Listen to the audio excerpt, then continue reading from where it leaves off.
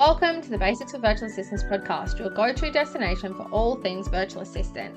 I'm your host, Paul, and I'm absolutely thrilled to have you join us today. Just 4 short years ago, I took the leap into the world of virtual assistants, and let me tell you, I have never looked back. Now it's my turn to help you take the same exciting path. As we explore this world together, I'll be sharing my experiences, insight, and all the valuable lessons I've learned along the way.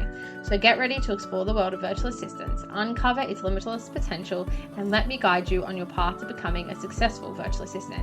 Your transformation into a skilled virtual assistant starts right here, right now. Let's get started. Welcome back to part 2 of our 3-part pricing series. In last week's episode, we talked about all the different pricing structures. So if you haven't listened to that, go back and listen so you can think about how you might like to price your work. Before we jump into this week's episode, I would really love it if you have listened to the podcast and liked any of the episodes, if you could leave me a review. It just helps other virtual assistants find the podcast. Also, if you want to see more of me other than just the podcast, you can find me on TikTok and Instagram as the Basics for Virtual Assistants podcast. Into this episode. This episode, we will be deep diving into what you need to think about and factor into your prices.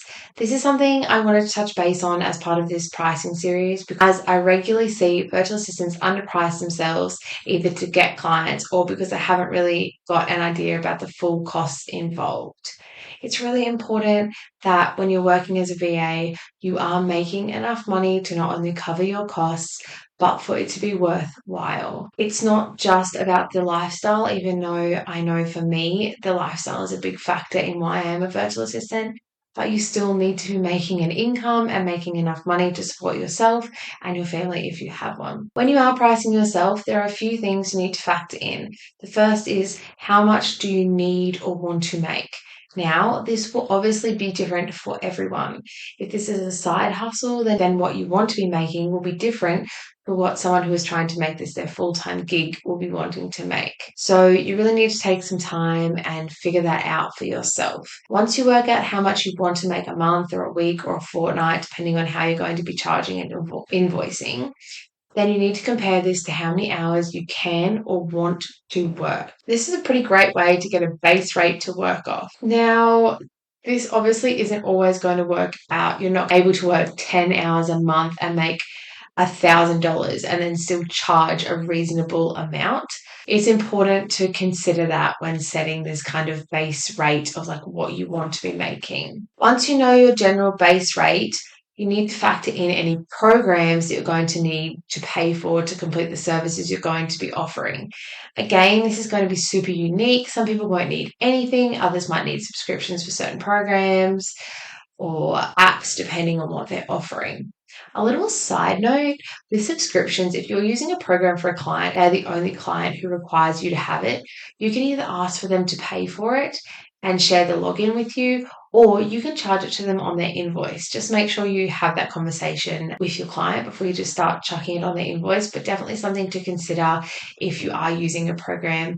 I had a client once who wanted me to transcribe their podcast episodes.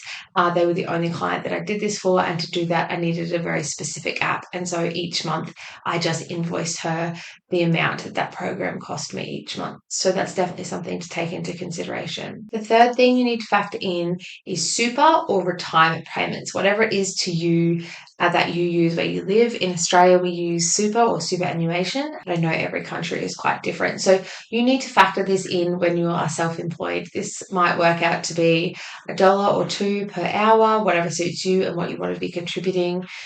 This one is super important.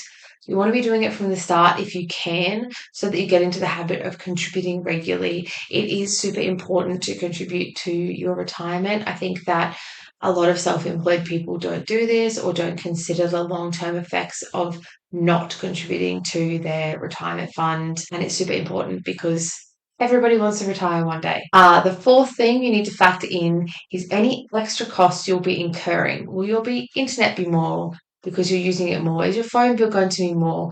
All these little hidden costs you need to be considered. Again, it's only $1 or $2 per hour, but you need to think about the little costs that can make a huge difference over the course of a month or two or even a year. Again, you really want this to be profitable for yourself, and so you need to think of all these little things. One thing that I really didn't consider was the impact on our power bill, because I was home all the time, so we had more lights on, my computer was running. I have quite a large computer screen, so that uses quite a large amount of power. So all of those things are things that you need to really think about. It sounds so silly, but our grocery bill went up when I was first started working as a VA, because I was home, so I was snacking more. It was something I really had to rein in pretty quickly, especially with the fact that I was doing a less physical job. But these are all things that it's really important to consider. In saying this, your prices still need to be reasonable. You might work all of these things out and decide that you need $50 an hour, which is probably not reasonable if you're a brand new virtual assistant with zero experience. As much as you might want to be making $45, $50, $60 an hour, if you are just starting out with very little experience, then, $65 is probably not a reasonable amount. So you might need to reconsider your base rate, reconsider your goals, and adjust that accordingly. This rate that you come up with can be used as your hourly rate, or it can be used as a base for packages, retainers, and project rates. Now, if you don't know what those are, jump back to episode 8. I go through all of those in detail.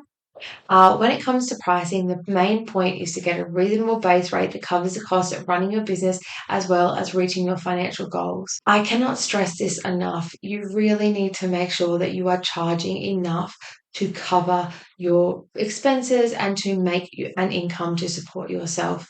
Now, I know a lot of new VAs will drop their prices or make their prices quite low to ensure that they get clients, and I completely understand where you're coming from. I did this myself, and it is something I do really regret.